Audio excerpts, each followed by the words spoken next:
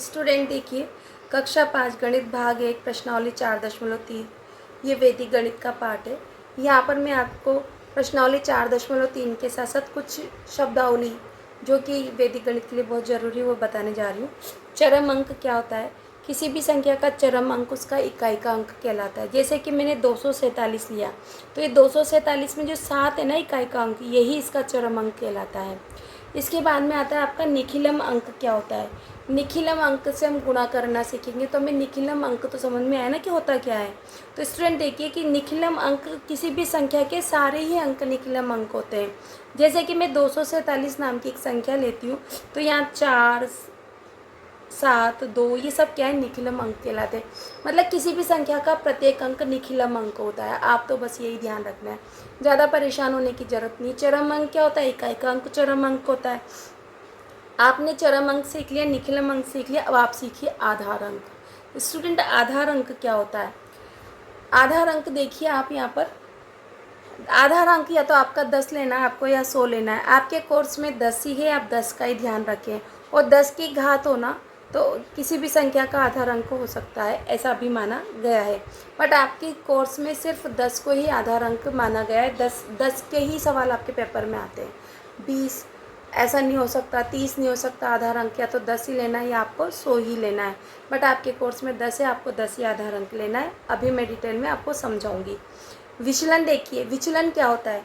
विचलन क्या होता है? हम किसी भी संख्या, जैसे कि मैं आपको यहाँ एक संख्या लेती हूँ 13, आप समझना यहाँ पर मेरे बॉक्स में 13, 13 का आधार अंक क्या होगा? 13 को अगर मैं कैसे लिखूँ, 10 + 3 = 13 होता है ना स्टूडेंट। तो ये जो 10 निकाला ना आपने, यही आधार है। तो ये 10 और जो 3 जो एक्स्ट्रा बचा हुआ है ना, ऐसे कह सकते हैं कि अगर 13 में से अगर मैं 10 घटाऊँ तो क्या बचा? 3। तो ये आप कह सकते हो कि जो बचा खुचा हुआ है वही आपका विचलन है, यानी कि जिसको कहते हैं शेषफल जो बचा है वो क्या है? आपका आधार अंक है, विचलन है। तो आप यहाँ से देखिए, यहाँ पर अब आपको पूरा दिखाई दे रहा है ना। विचलन देखिए, विचलन क्या होता है? यदि किसी भी संख्या में से उसका आधार हटा दिया जाए तो शेषफल को हम विचलन कहते हैं। जैसे कि मैंने आपसे कहा कि संख्या 25 लेती हूँ, 25 तो मैं नहीं लूँगी क्योंकि इतना बड़ा नहीं आएगा। आपको लेना है, जैसे आप कह सकते हैं 1 से लेकर आप 19 तक के कोई से भी अंक ले लो, सीधी सी बात ये है। तो अगर हमने कहा कि अगर मैंने सपोज करो 11 लिया, तो 11 में इसका आधार अंक क्या है? 11 क्या है? 10 + 1 है ना। तो इसका आधार अंक क्या हुआ? आपका 10। तो 11 में से अगर आपने 10 घटा दिया तो ये क्या बचा? 1। 1 किसका बचा? आपका प्लस का। तो ये आपका धनात्मक विचलन कहलाएगा। विचलन दो तरह के, धनात्मक विचलन और ऋणात्मक विचलन।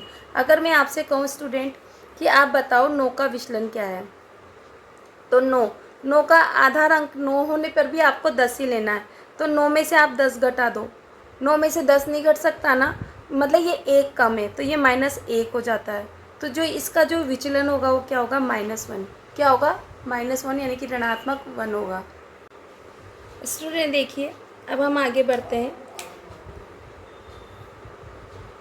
आप देखिए 10 के आधार पर विचलन लिखिए। मैंने आपसे अभी बताया था कि विचलन या तो धनात्मक हो सकता है या ऋणात्मक हो सकता है। तो धनात्मक कब होगा? जब संख्या 10 से बड़ी होगी तो विचलन हमारा धनात्मक होगा, और जब संख्या 10 से छोटी होगी तो हमारा विचलन ऋणात्मक होगा। आपको ये बात ही याद रखनी होगी।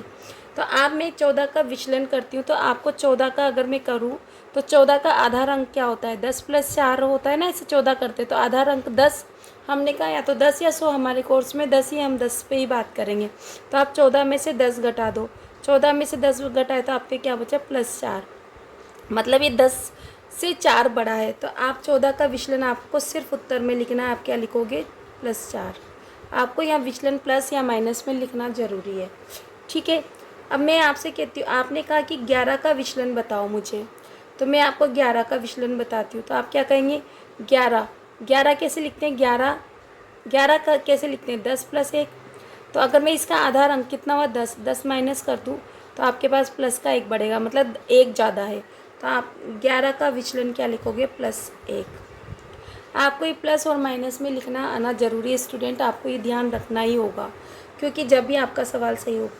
8 का विचलन, तो 8 कैसे लिखोगे स्टूडेंट? आपको मतलब कोई भी अंक लिखो आप, 10 के साथ लिखना है आपको। तो मैं क्या लिखूँगी? 10 माइनस 2, यही तो होंगे ना। मतलब ये 8 क्या होगा, 10 से 2 कम होगा, यानी कि माइनस में। अगर मैं 8 में से 10 घटाऊँगी तो आप क्या कहेंगे, -2।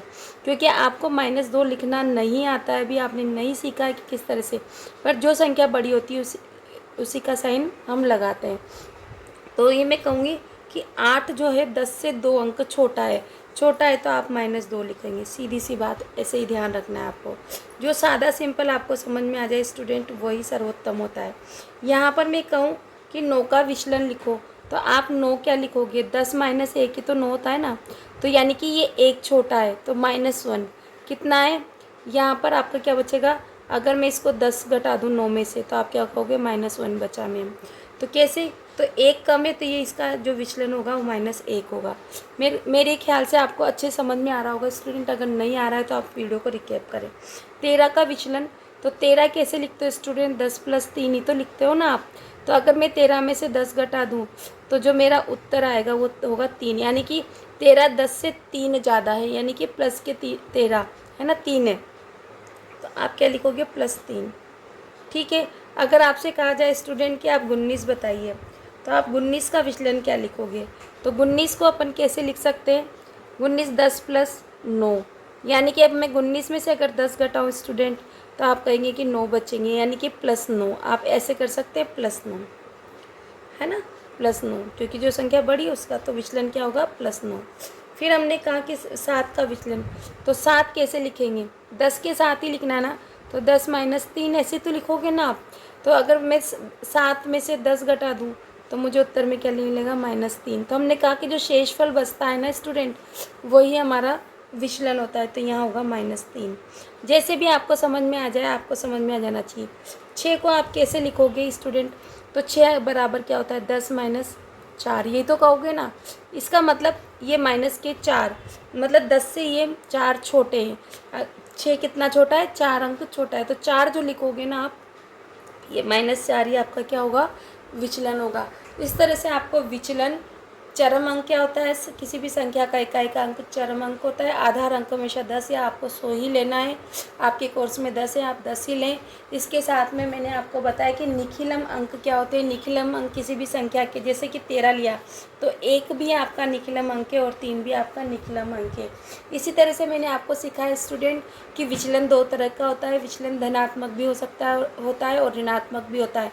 जब संख्या 10 से बड़ी हो तो विचलन प्लस में आता है, धनात्मक होता है। जब संख्या 10 से छोटी हो तो विचलन माइनस में आता है, यानी कि ऋणात्मक में आता है। इस तरह से मैंने आपको ये प्रश्नावली 4.3 कंप्लीट कराई। आप कॉपी में लिखिए, मेरे साथ सवाल कीजिए, मैं आपको गारंटी देती हूँ आपके बोर्ड एग्ज़ाम्स में नंबर अच्छे आएंगे स्टूडेंट। बट आप मेरे साथ लिखते रहिए, पढ़ते रहिए, प्रैक्टिस कीजिए। मेरे चैनल को लाइक शेयर सब्सक्राइब कीजिए। जितना हो सके स्टूडेंट पढ़िए और पढ़ाइए। Thank you for watching my channel.